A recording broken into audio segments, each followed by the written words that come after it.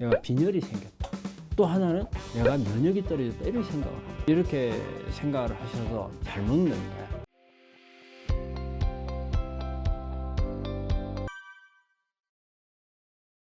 우리 암 환자분들이 가장 잘못 알고 있는 것은 잘 먹는다는 것을 잘 못 알고 있죠. 잘 먹는다는 것을. 저기 얼마 전에 우리 환자분이 이런 환자분이 있었어요. 그분 이제 유방암 환자인데 나이는 한 70대 이렇게 되신 분인데 그분이 집에서 이렇게 있으면 좀씩 어지럽대요. 근데 우리 암 환자분들이 어지러운 증상이 많이 나옵니다. 뭐 수술 받고 항암 받고 이러다 보면 자율신경이 좀 손상이 와요. 그래서 자율신경 실조증이 오는 거거든요. 그 교감신경하고 부교감신경의 균형이 깨져요. 그러다 보면 갑자기 이렇게 좀 핑 돌고 일어나려고 할 때, 특히 앉아 있다가 일어설 때 핑 도는 수가 있어요.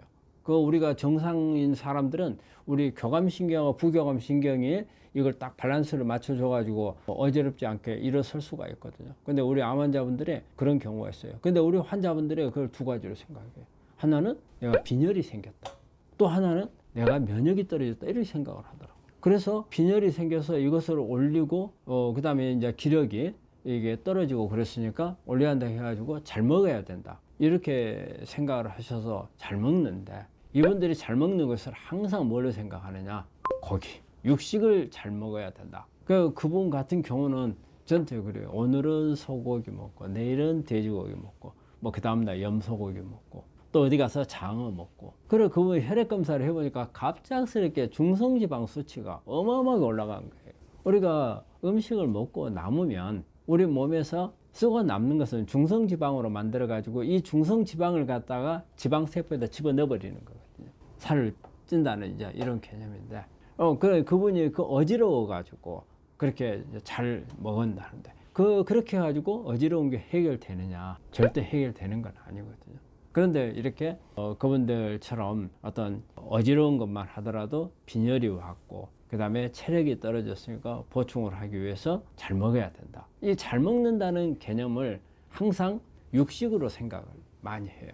근데 전혀 그러질 않습니다. 우리가 특히 우리 육식 중에서 단백질은요 하루에 필요한 양 외에는 내 몸에다 어디다 주질 않아요. 다 버려요. 그런데 우리가 먹는 음식 중에 우리 환자분들이 알아야 될 부분들이 하나 있어요. 우리가 먹는 음식 중에 그날 먹는 것을 해독하기 위해서 쓰는 에너지가 엄청납니다. 그러니까 먹는 음식을 다시 배설하기 위해서 쓰는데 에너지를 또 몽땅 쓰게 돼요. 그럼 결과적으로 내가 먹는 것은 먹는 것 해결하기 위한 에너지 필요한 재료까지 같이 먹어야 되는 거예요. 그렇다면 우리가 해독하는데 쓸데없이 남아서 해독하는 그것만큼은 필요 없잖아요. 안 먹어도 되잖아요. 그리고 그걸 먹었을 때는 간이나 신장이 부담이 되잖아요. 신장이. 그리고 이런 노폐물이 많이 쌓이니까 우리 지방세포에다 지방을 또 저장을 하게 되니까 결과적으로 비만만 올 수가 있는 거고. 쓸데없이 많이 먹는 거. 그래서 특히 단백질 같은 거 그렇습니다. 단백질은 보관을 안 합니다. 여러분들 그걸 아셔야 돼요. 그러니까 딱 그날 필요한 양 외에는 많이 먹는 거는 아주 불필요한 일이에요.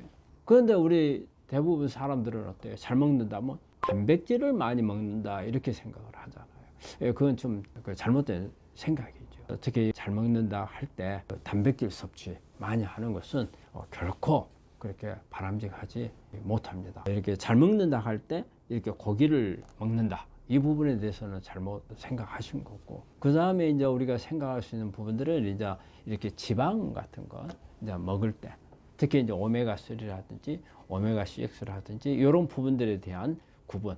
또 우리가 이제 올리브 오일 같은 경우는 오메가9이거든요. 무조건 오메가가 들어가면은 좋은 걸로 생각을 하는데 다 그런 건 아니에요. 우리가 오메가3는 세포막을 이렇게 구성하는 성분이기 때문에 오메가3로 세포막을 구성하면은요, 우리 영양분이라든지 산소 공급을 원활하게 해주는 아주 그런 좋은 작용이 있어요. 우리가 근데 오메가6는 염증을 잘 일으켜요. 염증을. 그래서 우리가 일반적으로 만성 대사성 질환을 일으키는 사람들은 세포가 오메가6로 구성이 되어 있는 사람들이 많아요. 또 우리가 이게 포화지방산으로 많이 되어 있으면은 이게 세포는 어째 탄력이 있어야 돼요. 그리고 세포 사이 틈새가 많아야 돼요. 그래야 이 사이로 산소도 들어가고 영양분도 들어가고 미네랄도 들어가고 잘 원활하게 드나들 수가 있거든요. 근데 이게 딱딱해지면 그 기능이 떨어져요.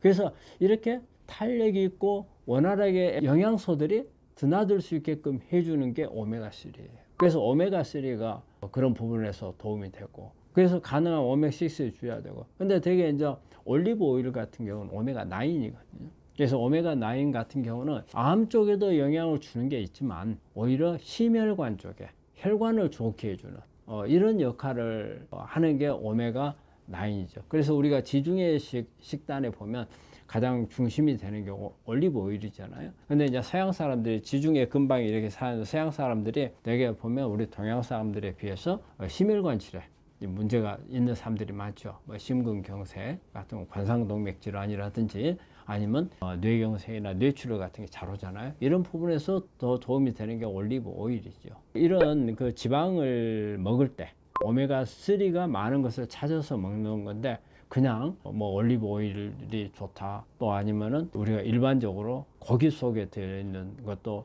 뭐 지방이고 뭐 전부 다 이렇게 좋은 거, 특히 제가 보는 환자들 중에서 케톤식이 하려고 하는 분들이 있거든요. 케톤식이라는 게 뭐예요? 탄수화물을 줄이고 지방을 많이 먹는 방법이거든요. 이걸 하시는 분들이 아마 이 방송을 보고 계신 분들 중에도 있을 거예요. 그런데 이분들이 주의해야 될 부분이 뭐냐면요, 케톤식을 하는데 지방을 많이 먹잖아요. 제가 전에 보니까 우리 돼지 비계 썰어가지고 막 먹기도 하고요. 그 다음에 베이컨 막 몽땅 먹기도 하고. 그런데 그거는 결코 좋은 방법이 아닙니다. 우리가 돼지고기 포화지방산 몽땅 들어있죠. 그리고 우리 지방 속에는 동물이 가지고 있던 노폐물도 같이 가지고 있어요. 그런데 그런 거를 케톤식이 하기 위한 방법으로서 쓰는 거, 이런 부분들은 결코 좋은 게 아니거든요. 식물성 좋은 지방을 쓰고 이것을 많이 늘렸을 때 케톤식이 효과를 내는 거거든요. 그래서 케톤식이 하는 분들이 특히 이런 부분들 또 주의를 하셔야 되거든요. 그리고 또 이제 그 지방을 먹을 때 이제 요리하는 것을 좀 주의를 많이 해야죠. 그런 부분에 따라서 보면 그냥 이런 게 좋으니까 무조건 아무런 방법 관계없이 먹어도 된다, 그게 그런 부분이 아니에요. 또 이제 이런 게 있어요. 우리가 오메가3가 좋다고 하니까 오메가3가 많은 게 들깨라든지 아마씨 같은데 오메가3가 많죠. 견과류에도 좀 있고 햄프시드에도 들어있고 많이 들어있잖아요. 자, 이런 부분들을 먹을 때 어떤 방법으로 먹는 게 좋은가? 우리 한국 사람들은 들기름을 병에다가 짜가지고 많이 먹잖아요. 우리 환자분들이 저한테 자주 물어보는 게 그 들기름을 많이 물어봐요.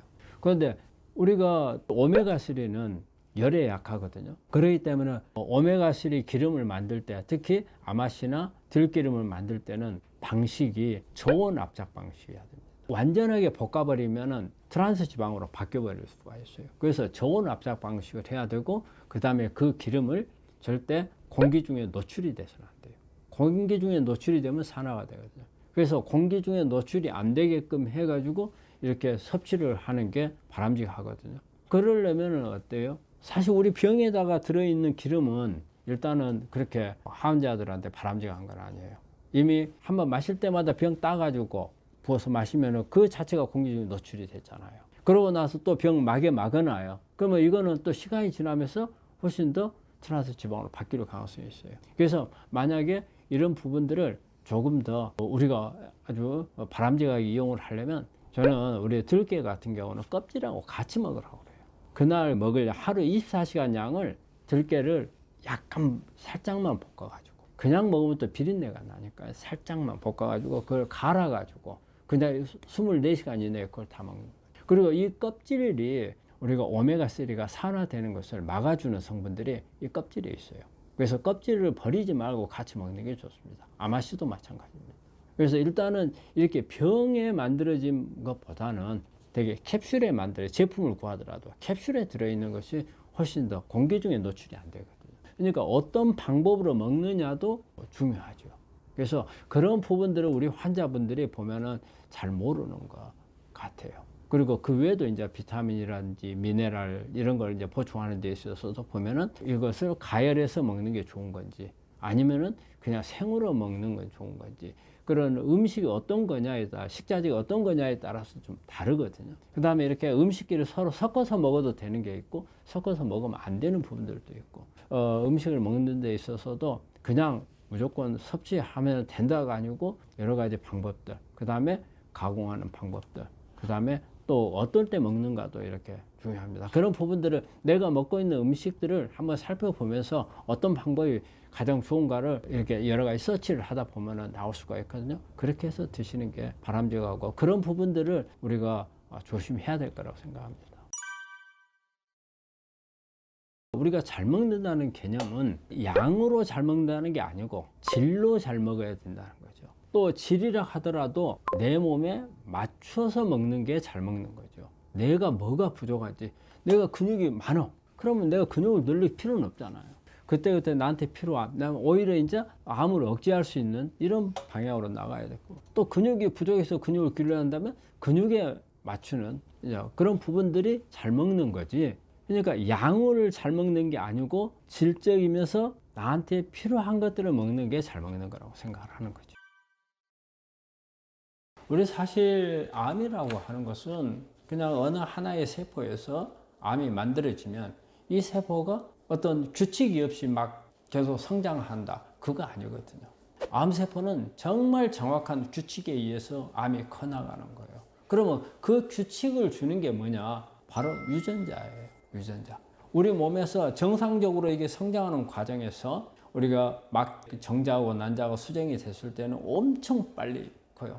그렇잖아요. 그 10달 동안에 한 4kg 정도로 빨리 크는 그런 세포들의 성질을 가지고 있거든요. 그러면 그 세포들에는 있어서는 성장하는 신호를 주는 유전자들이 활동을 한 거예요. 그런데 나이가 50이 넘어가고 60이 되고 암이 발생했을 시점에 가면은 원래는 세포들은 성장을 안 해요. 그리고 그 빨리 성장을 시켰던 그런 유전자는 전부 스위치가 다 꺼져 있어요. 그리고 이제 나중에 50대, 60대 때는 그 상황을 유지하기 위한 세포들. 그렇기 때문에 여기에는 성장을 촉진하는 세포는 없어요. 그런데 암이 발생을 한 경우에는 이제 달라져요. 빨리 성장을 시켰던 엄마 뱃속에 있을 때 활동했던 유전자를 깨우는 거거든요. 깨워가지고 암세포가 빨리 크는 거예요. 지 멋대로 크는 게 아니에요. 그러면 이런 경우는 50대, 60대 나이가 됐다. 그러면 50대, 60대 활동해야 될 유전자들만 활동을 해야 되는데 엄마 뱃속에서 있었던 빨리 크게 하는 유전자 스위치를 다 켜가지고 활동을 시키고 또 암을 억제하는 기능이 있는 유전자들은 다 꺼버리고 이런 부분들이 발생을 하는 거죠. 그런데 이런 경우는 되게 뭐 돌연변이에 의해서도 올 수가 있고 또 아니면은 스위치만 켰다 껐다 하는 스위치만 작동이 오작동이 되는 경우가 있어요. 그래서 이런 유전자가 한마디로 암을 설계를 하는 거예요. 그 암을 만들어내는 거예요. 그런데 우리가 일반적으로 치료하는 것은 무조건 이 암덩어리를 죽이는 역할. 그렇잖아요. 죽이고 아니면은 수술해서 들어서 없애버리고 또 면역이 공격을 하게끔 만들고 그런데 문제는 어디가 있어요? 뒤에서 계속 암세포를 만들도록 유도하는 신호가 있어요. 바로 이게 유전자예요. 그래서 이 유전자를 어떻게 해서든지 꺼야 돼요. 그래서 이 끄는 방법이 우리가 대학에서 하고 있는 것 중에서는 표적 치료제도 바로 이 치료입니다. 신호를 주는 유전자를 여기서 억제를 시키는 그런 부분들이고 우리 면역 항암제도 마찬가지예요. 면역 항암제라 해서 우리가 면역을 높여주는 치료가 아니에요. 면역 세포의 공격으로부터 벗어나게끔 만드는 것을 벗어나지 못하도록 암세포를 잘 찾을 수 있도록 도와주는 게 그것도 일종의 면역 항암제지만 표적 치료제에 들어갑니다. 그 표적 치료제는 바로 유전자하고 관련이 있는 거예요. 그리고 이렇게 암을 만들거나 이런 부분들도 바로 유전자 역할이거든요. 그래서 우리가 암을 치료하려면 어때요? 막 한쪽에서는 막 계속 막 만들으라고 공급을 해주고 있는데 옆에서 막 죽이고 한다고 해서 다 될 수는 없잖아요. 그렇기 때문에 저는 암 치료하는 데 있어서 앞으로 갈수록 유전자를 조절하는 게 아주 중요하다. 그렇기 때문에 그래서 저는 이제 우리가 암 치료에서 가장 중요한 것 중에 하나가 이런 유전자 조절. 암을 만드는 설계를 우리가 들여다보고 이거를 여기서 차단하는 게 가장 좋은 게 아닌가 그렇게 생각을 합니다.